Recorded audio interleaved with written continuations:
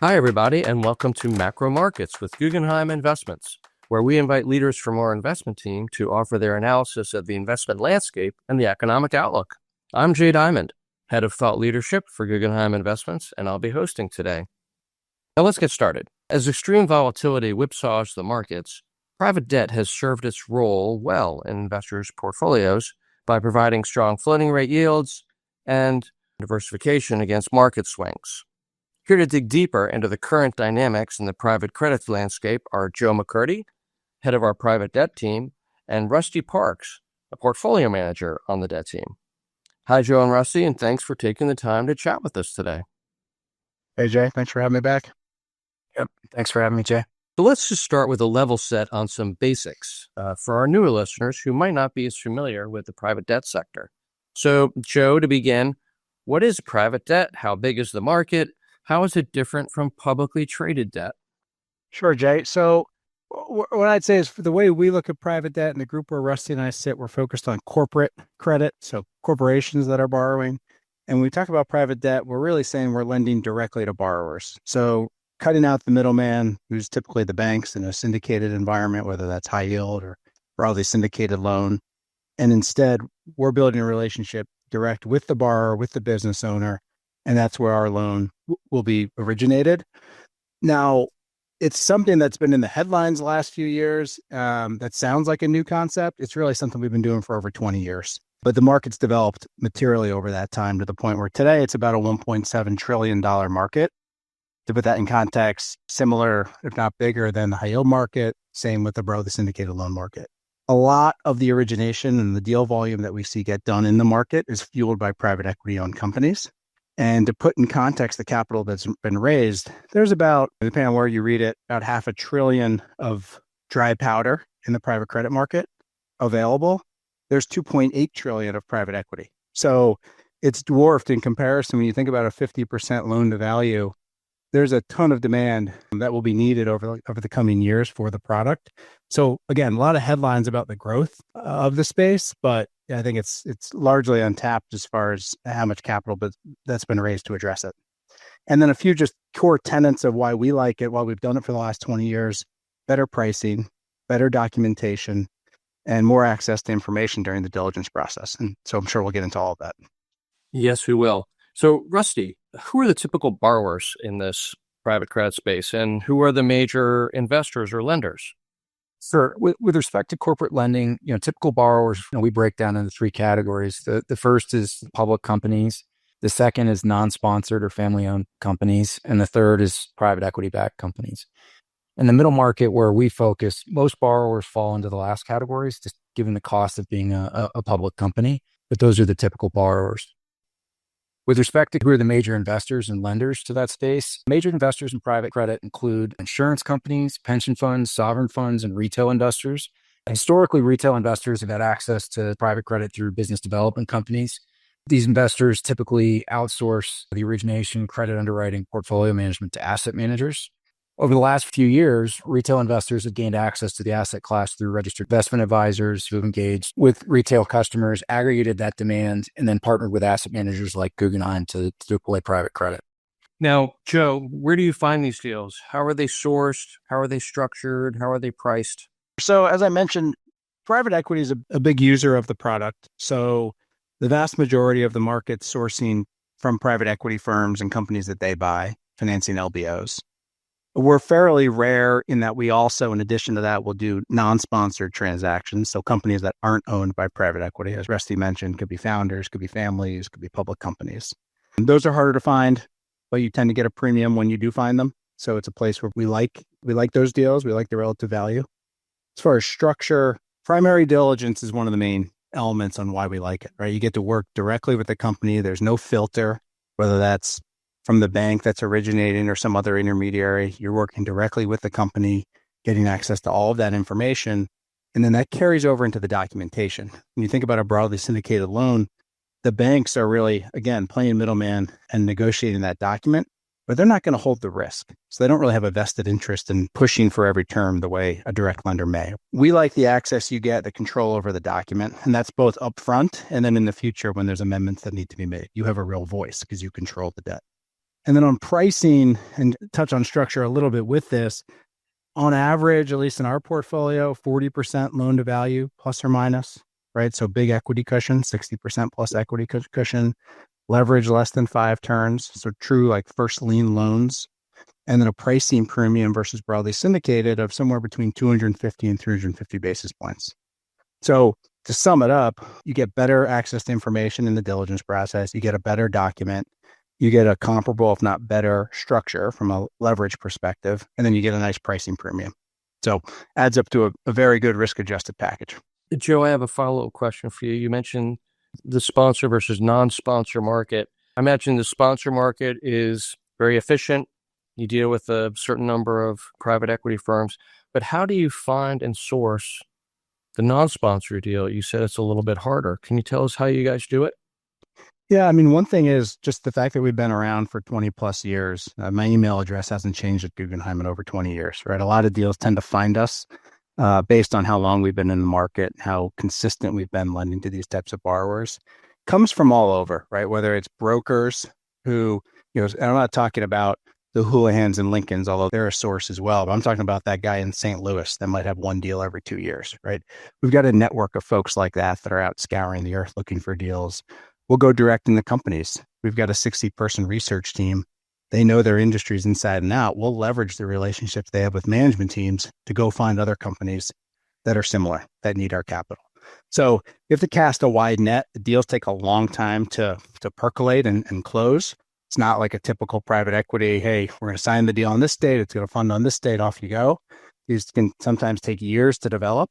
But the nice thing for us is we've been around long enough that we have this pipeline of deals bubbling up every year such that we can have a pretty consistent origination volume. And just to maybe go a little deeper and talk about the kind of risk-adjusted return, when you look at the recent history of our origination of non-sponsored, they tend to have, versus sponsored deals, about 100 basis point premium on price, about a turn less leverage, a much tighter document.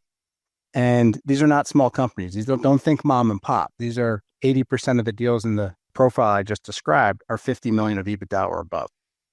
And then the last piece here is when you think about, all right, talking about the downside, because that sounds risky. Our loss rate over the last 12 years is no different between the non-sponsored and the sponsored businesses that we financed. So again, I go back to the risk-adjusted return premium you're getting, less leverage, better price, similar outcomes as far as your recoveries. Thank you for that background. Now, we're going to get into the current market in a bit, but Rusty, can you just give us the typical return profile of private debt, and how does it compare to other sectors of the fixed income market?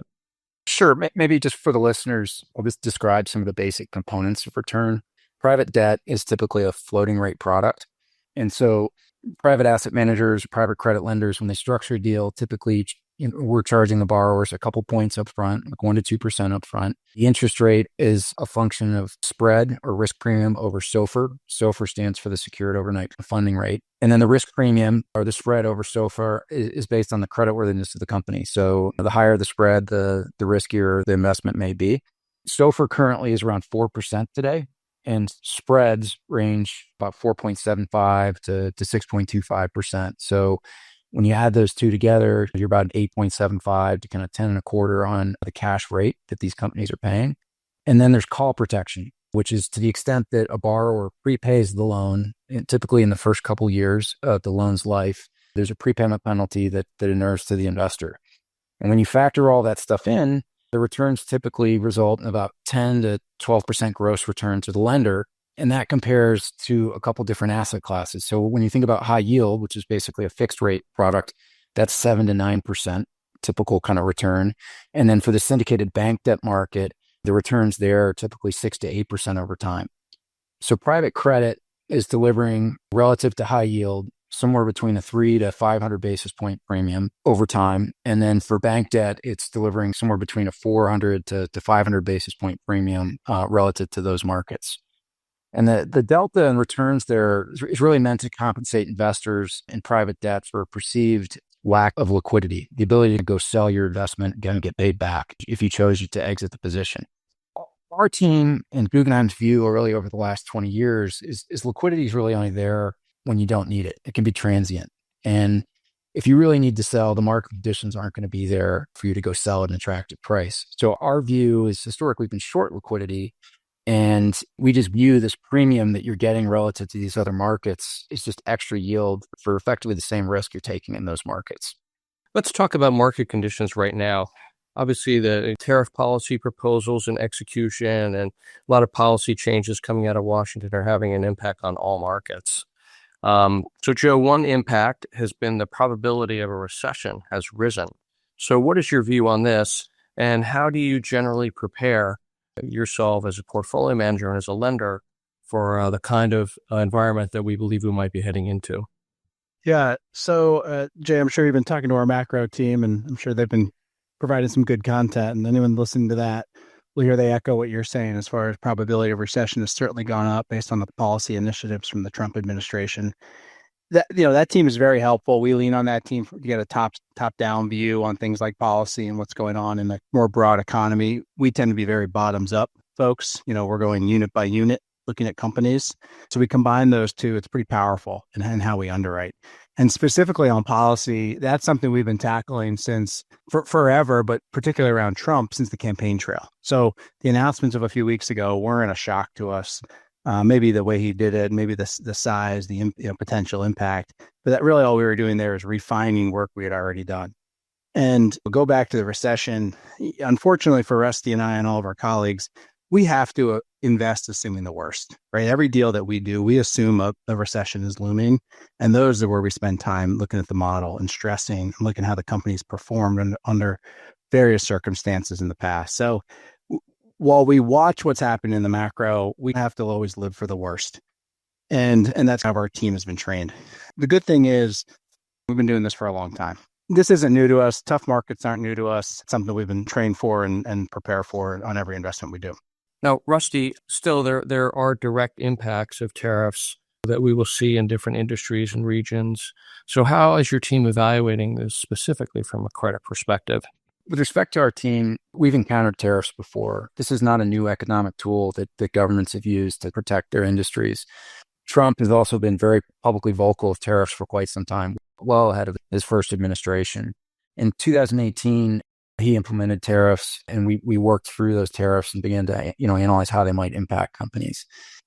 As Joe mentioned, with respect to his current plan, we started evaluating the impacts to tariffs well ahead of his actual election in November and his inauguration in January. So in our underwriting process, our research team looks at supply chain constraints, dependencies, and then pricing power in each of the investments we make.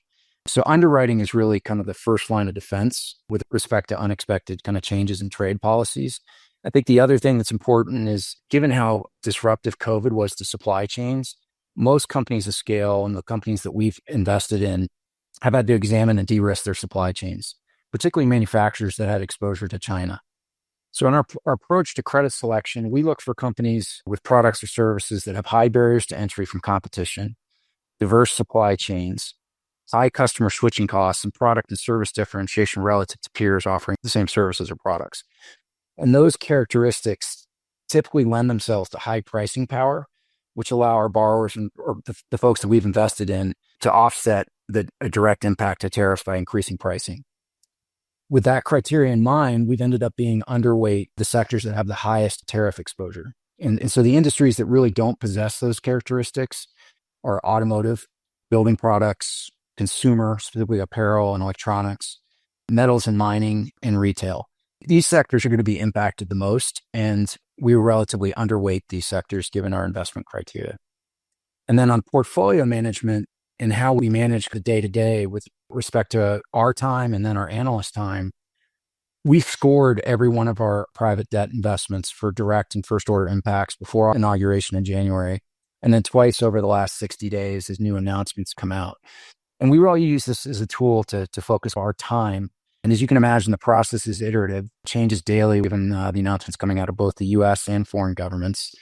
And we've been very comfortable with how we've positioned our portfolio as a result of the disciplined underwriting approach that we've taken. So, Joe, to follow up on that, so what do you expect to see in terms of credit performance, delinquencies, defaults, recoveries as a result of these higher tariffs? Yeah, I mean, as Rusty mentioned, the first order impact for our portfolio is really not much at all. So we feel very good about how the portfolio will perform from tariffs, and I'd put it broader policy, right? When you think about Medicare cuts or labor shortages based on immigration policy, these are all things that we're digging in, but the way the portfolio is situated, none of this is a huge surprise, and they're things we've always looked at. So we feel good about how the portfolio is positioned today across the board on those points. And, the second order, third order impacts, well, that's where you lead to that recession comment, right? And so no company is going to be immune to that. But what I'd say is we like the industries that we're in are, we're thoughtful about how we're positioned there, the cash flow dynamics of those companies. And then also feel like starting at a 40% loan to value blended across our portfolio gives us a nice head start on whose risk it really is. It's really the equities risk in a lot of these scenarios. Rusty, have you seen any changes in pricing or liquidity in the wake of these new tariff announcements and the aftermath, the volatility since? Yeah, it's a good question. I mean, the market's certainly traded off. The equity markets in particular traded off since the start of the year due to the policy-induced uncertainty. I think the one thing that we've noticed is in the broadly syndicated market, the leveraged loan market went 19 days without launching a new deal. That's basically the longest drought on record since the onset of COVID, when there was a 27-day stretch with no new deals being allocated. So when you think about how off guard the leveraged loan market and the issuers of credit, it's a pretty stark reminder of the potential volatility and uncertainty that these tariffs can create. Now, that being said, with respect to credit, because as I agree with Joe, this is largely going to impact the equity first and then credit. And so as a result, you've seen spreads may have pushed out 25 to 50 bips. But for really high quality companies and tier one companies where we're focused and others are focused, it really hasn't moved that much. And there's a recent transaction, a large transaction in market. Boeing sold a division called Jepson, acquired by Thoma Bravo. The pricing on that transaction, and it was done by private credit, large $4 billion private deal, really broadly syndicated plus, was SOFR 475 at 99, which is really relatively tight given market conditions. We didn't play in that transaction, but it is a high quality company.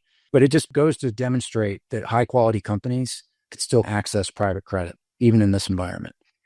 And then just on volatility, like market volatility has created some of the best deployment opportunities for Guggenheim over the last 20 years. When the syndicated market pulls back, the private credit market typically flourishes. And as a result of the syndicated market pulling back, we're able to set better pricing, better loan to value, better documentation, better prepayment penalties. And so we actually welcome volatility. While we have to, manage our portfolio and make sure that they're not overly impacted and take the appropriate steps to protect capital, volatility typically leads to very good deployment opportunities for us. And so we're actually pretty excited about the current environment.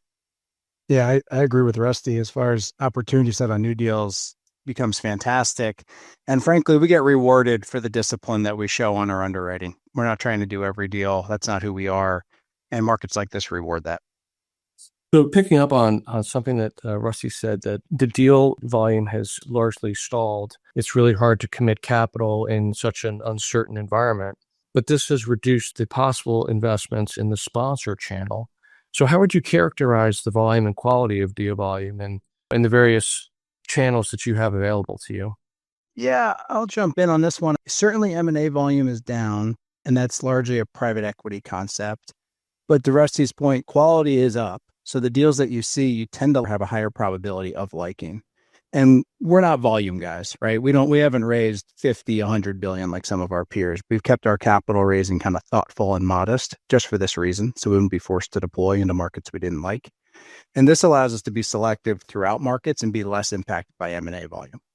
But we do supplement times like this. You'll see the non-private equity sponsor-backed company portion of our portfolio tends to go up, right? It might go from 30% on average, a third on average, up to 40, approaching 50% in a market like this, because we just can continue to find more compelling relative value away from some of the private equity deals that maybe are a little more picked over by some of our peers. And so commercial banks, public companies, management teams who know us, they value the industry specialization that we have. I mentioned before, we have 60 research analysts focused in industry, and that expertise becomes very valuable to borrowers who are worried. They're worried about the same things everyone on this podcast is worried about from a policy perspective, from an economy perspective. And they want to know that the person lending to them understands their business inside and out and will behave appropriately through markets. So having that 20-year track record helps. Having that industry specialization helps. And as Rusty said, we love environments like this because it just opens up more channels to deploy capital. Rusty, one player we haven't really talked about in the lending space is banks, but they have returned to the leveraged lending market more recently. What do you think is going to happen with banks as M&A volumes subside and other opportunities show up in other places? So in the second half of 2024, the banks returned and they have led refinancings of some of the larger unit tranches that were done in 2021 and 2022. But that activity's really slowed with the tariff announcements and some of the other policy changes coming out of the White House. With respect to the middle market, where we're focused, the syndicated market really doesn't compete with sub $500 million issuers of credit. It's one of the main reasons why we remain focused on the middle market. There's simply less competition. Joe, spreads have widened recently after having been historically tight levels last year. So how do you view valuations right now versus structural protections, all-in yields, and the risks that you're taking as a lender? Valuations have stayed relatively stable from a private equity perspective. Maybe one of the reasons you haven't seen a ton of M&A volume. But when we look at that, we're entering around a 40% loan to value on a typical loan. So maybe valuations are too high versus where they should be. But even if they're multiples off, we still feel like there's ample cushion in the loans that we're setting up. So we feel okay from that perspective. On structure, we're very focused on maintenance covenants, as are many, but the covenants we get, we view as real, right? They're set at levels that actually will protect capital. But we go a layer deeper than that and focus a lot on EBITDA definition, because that's going to govern every test in the document. Leakage, that's cash flow or collateral. You've heard a lot of that in the horror stories of the broadly syndicated market on collateral leaving your collateral package. Let's not forget, this is supposed to be senior secured lending, where you should be entitled to the collateral that you've lent to. We make sure we have that. And debt incurrence, pari priority debt, right? We want to make sure that the leverage we're lending to day one is not going to creep up without our allowing it. So structurally, listen, we'll lose deals over structure points when others aren't paying attention to them or aren't focused on them. But we think it's very compelling. And when I zoom out and just look at the private credit market as a whole, those structural protections tend to be present across the market, not in every deal, but in most to some degree, at a material premium over what's in the broadly syndicated market. So as you fast forward through the next recession, through market dislocation, and you think about the all-in return on a recovery rate adjusted basis, I think private credit's going to look very compelling versus broadly syndicated, based primarily on these document protections that we're getting. And then on yields, Rusty mentioned before, but we look at this market first lien senior secured risk, 40% loan to value, and we're making 10% plus. So we think it's super compelling on a historical basis versus the 20 years we've done this about what you're getting for the risk that you're taking. And arguably, this is at tights on a margin basis on where companies are. So as M&A brings more volume to the business, or as there's market dislocation, you're hedged with interesting opportunity coming your way based on the supply dynamic. Rusty, you talked a little bit before about competition, but there's a lot of capital in the private debt space right now, and then at a time when deal flow is waning and there's a potential recession on the horizon. So how do you think about competing, maintaining quality, and managing downside risk in an environment like this? It's a great question, and it's a question that investors and the folks listening to this podcast should be asking. I think the first thing is we have a very flexible platform, and our private credit funds have the ability to invest in Europe, have the ability to do non-sponsored credit, have the ability to do private equity-backed credit. And we have a portfolio on the syndicated side that we can mine for very interesting opportunities. These companies that have been historically reliant on the syndicated market now in a volatile market may not be able to access that same market for credit.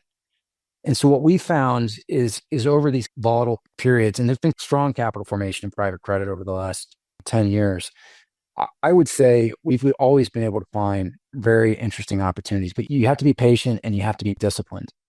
And so in a nutshell, we're going to continue to do things the same way we have the last 20 years. We've produced returns in a variety of different macroeconomic environments.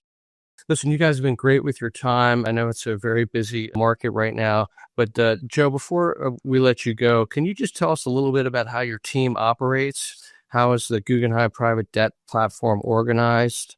And what do you think makes you guys so successful? Yeah, sure. As Rusty mentioned, mining our broadly syndicated portfolios for ideas, that's fairly unique because our team is integrated across liquid and illiquid credit, which most in the market are pretty siloed. Private credit, they might have both under the same banner, but private credit's a completely different group than maybe broadly syndicated loan credit and maybe way different than the European credit team. The fact that we're integrated across all of that opens up, one, a lot of information that we find valuable about companies, and two, opportunities and rel-val. We can look at what's happening in Europe versus the US versus the broadly syndicated loan market and stay disciplined to creating better risk-adjusted return. The research team and the research focus of our group, I think the ultimate differentiator. We are a research-first organization. I think if you look at us compared to some of our peers, I classify some of our peers as origination-driven. They want to originate as much as they can. That's kind of who rules the roost. For us, it's the research team. It's the underwriting. It's, do we like the credit or not? Okay, now let's talk about who owns it and how to structure it. Having that investment of 60 analysts, having those deals come to investment committee 5+ times before we buy them, all that leads to great selectivity. And at the end of the day, I think the key component is the people that we think of as our clients are the folks that have entrusted us with their capital, not private equity firms that we're trying to do deals with. Right? I think that mentality is quite a bit different than some in the market. So again, thank you both. But Joe, if there were any takeaways that you could leave our listeners with after our conversation, what would that be? I think it's that don't shy away from volatility. Volatility has historically been a great time for us to deploy capital. We think it opens up deal flow. We think it opens up better terms. And we're excited about the opportunity in front of us right this moment, what's on our pipeline today, but also the prospect of what's to come as presumably the Trump administration creates more volatility for us to all weather. So yeah, thanks for having us, Jay. I appreciate the time. Well, thanks again for your time, Joe and Rusty, and please come again and visit soon. And thanks to all of you who have joined us for our podcast. If you like what you are hearing, please rate us 5 stars. It helps people find us. And if you have any questions for Joe or Rusty or any of our other podcast guests, please send them to macromarkets@guggenheiminvestments.com, and we will do our best to answer them on a future episode or offline. I'm Jay Diamond, and we look forward to gathering again for the next episode of Macro Markets with Guggenheim Investments. In the meantime, for more of our thought leadership, including our white paper on the private debt market, please visit guggenheiminvestments.com/perspectives. So long. Important notices and disclosures. Investing involves risk, including the possible loss of principal. Stock markets can be volatile. Investments in securities of small and medium capitalization companies may involve greater risk of loss and more abrupt fluctuations in market price than investments in larger companies. The market value of fixed income securities will change in response to interest rate changes and market conditions, among other things. Investments in fixed income instruments are subject to the possibility that interest rates could rise, causing their value to decline. High-yield securities present more liquidity and credit risk than investment-grade bonds and may be subject to greater volatility. Private debt investments are generally considered illiquid and not quoted on any exchange, thus they're difficult to value. The process of valuing investments for which reliable market quotations are not available is based on inherent uncertainties and may not be accurate. Further, the level of discretion used by an investment manager to value private debt securities could lead to conflicts of interest. Diversification does not ensure a profit or protect against a loss in a declining market. This podcast is distributed or presented for informational or educational purposes only and should not be considered a recommendation of any particular security, strategy, or investment product, or as investing advice of any kind. This material is not provided in a fiduciary capacity, may not be relied upon for or in connection with the making of investment decisions, and does not constitute a solicitation of an offer to buy or sell securities. The content contained herein is not intended to be and should not be construed as legal or tax advice and/or a legal opinion. Always consult a financial, tax, and/or legal professional regarding your specific situation. This podcast contains opinions of the author or speaker, but not necessarily those of Guggenheim Partners or its subsidiaries. The opinions contained herein are subject to change without notice. Forward-looking statements, estimates, and certain information contained herein are based upon proprietary and non-proprietary research and other sources. Information contained herein has been obtained from sources believed to be reliable, but are not assured as to accuracy. No part of this material may be reproduced or referred to in any form without express written permission of Guggenheim Partners LLC. There is neither representation nor warranty as to the current accuracy of nor liability for decisions based on such information. Past performance is not indicative of future results. Guggenheim Investments represents the investment management businesses of Guggenheim Partners LLC. Securities are distributed by Guggenheim Funds Distributors LLC.